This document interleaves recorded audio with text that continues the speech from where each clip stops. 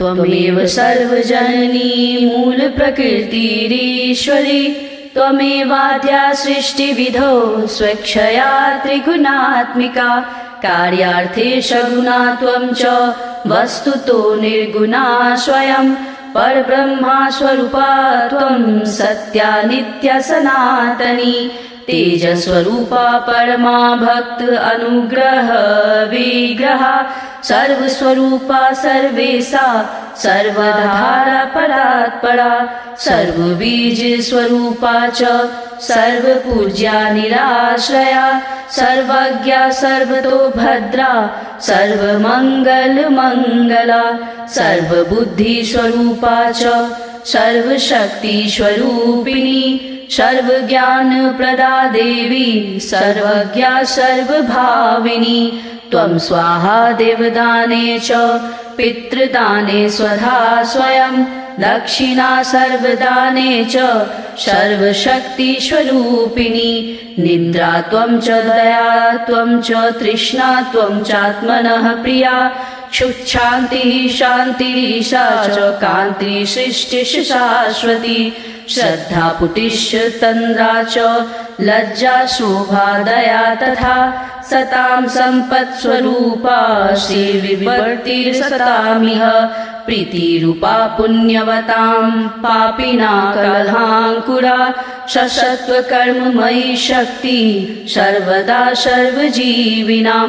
देवेभ्यः स्वपदो दात्री धातुर्धात्री कृपामयी हिताय सर्वदेवानां सर्वासुरविनाशिनी योगनिद्रा योगरूपा योगदात्री च योगिनां सिद्धिस्वरूपा सिद्धानां सिद्धिदाता सिद्धियोगिनी माहेश्वरी च ब्रह्माणी विष्णुमाया च वैष्णवी भद्रदा भद्रकाली च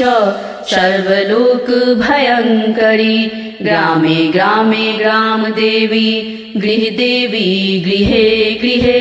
सतां कीर्ति प्रतिष्ठा च निन्दा त्वं सतां सदा महायुद्धे महामारी दुष्टसंहाररूपिणी रक्षास्वरूपा शिष्टानां मातेव हितकारिणी वन्द्या पूज्या स्तुता त्वं च ब्रह्मादीनां च सर्वदा ब्राह्मण्यरूपा विप्राणां तपस्या च तपस्विनां विद्या विद्यावतां त्वं च बुद्धिर्बुद्धिमतां सतां मेधा स्मृतिस्वरूपा च प्रतिभा प्रतिभावतां राज्ञां प्रतापरूपा च विशां वाणिज्यरूपिणी सृष्टौ सृष्टिस्वरूपा त्वं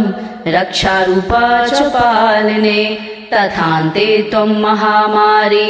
विश्वस्य विश्वपूजिते कालरात्रिर्महारात्रिर्मोहरात्रिर्मोहिनी दुरत्यया मे माया त्वं यया सम्मोहितं जगत् यथा युद्धो यथा मुग्धो हि विदश मोक्षमार्ग न पश्यति इत्यात्मना कृतं स्तोत्रं दुर्गाया दुर्गनाशनं पूजाकाले पठेद् यो हि सिद्धिर्भवति वाञ्छिता बन्ध्या च काकबन्ध्या च मृतवत्सा च दुर्भगा श्रुत्वा स्तोत्रं वर्षमेकं सुपुत्रं लभते ध्रुवं कारागरे महाघोरे यो बद्धो दृढबन्धने श्रुत्वा स्तोत्रं मास्मेकं